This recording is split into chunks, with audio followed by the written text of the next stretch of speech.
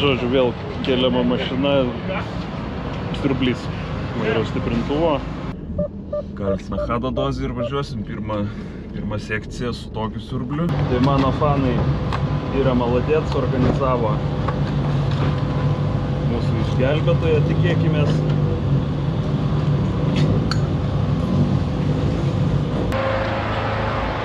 Išvažiavom su vairo stiprintuvu gavusiu insultą, o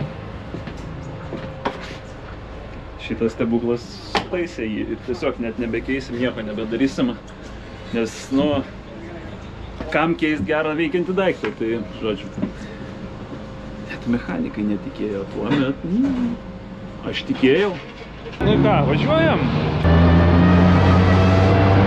Iš karto kviečiam ir antrąją vietą, ten Petras Šiaučiūnas ir Žilvinas Jaučys.